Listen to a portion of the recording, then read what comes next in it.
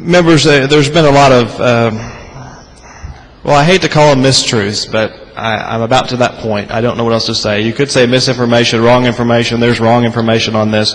And a lot of that may be due to the fact that there's been such a hard lobbying push on a bill that none of us had seen until it came out of conference yesterday. So if you were lobbied on this bill prior to yesterday, you weren't lobbied on this bill.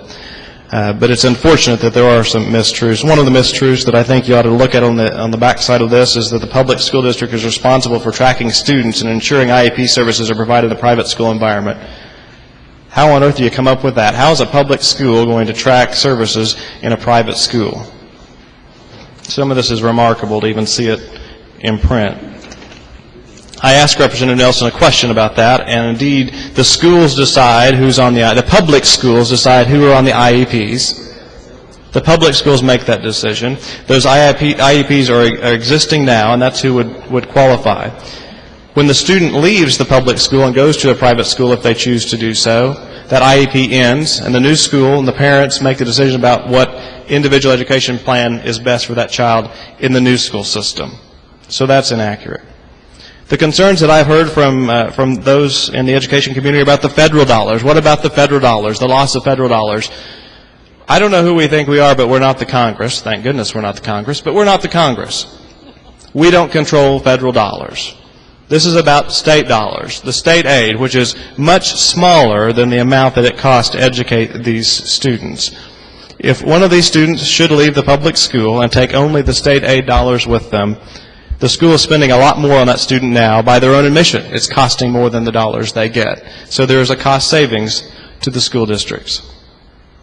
Let me talk just briefly about economy of scale. My wife is an occupational therapist. She works in the school systems in my district, some outside my district. She provides services to special education students that need that, that's required by federal law. She travels to 4 or 5 school systems to see those students so they don't have to be transported to Oklahoma City or to Woodward or other places, great distances that would be very hard on those students. She travels on a circuit and sees those students through an education cooperative. The schools share the cost of that. They're able to do that through a cooperative agreement. They don't have to have an occupational therapist full-time on their staff, nor could they afford to do that, but they're able to share the costs. If there are fewer students that need services, then other schools around the state will have an opportunity to have fewer employees providing those services, and they'll also be able to co-op, as we do in northwest Oklahoma in those rural schools, to be able to lessen the costs. So one more area where a lessening of costs can be achieved under this bill. And I have to take exception with Representative Kennedy's remarks earlier. The message is not that schools are not doing their job. In fact, if schools are doing their job, no student will leave the school system. If they're getting the services they need, they'll stay.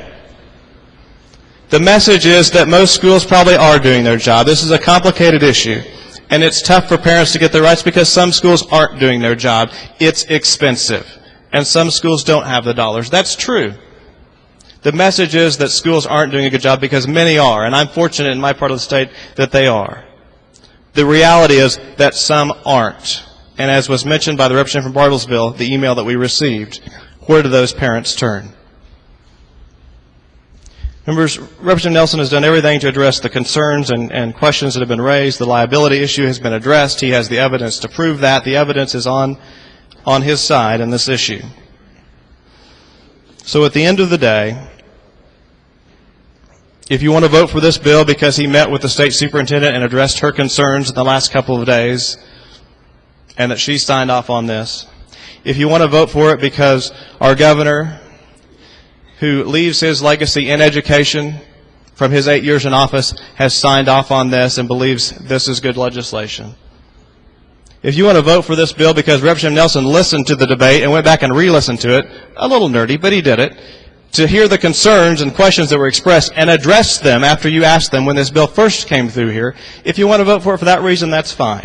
If you want to vote for it because you disagree with the representative from Arcoma, that parents do know what's best for their kids, that's fine. But ultimately, do it because it's best for these kids that may have nowhere else. Thank you, Representative. We are now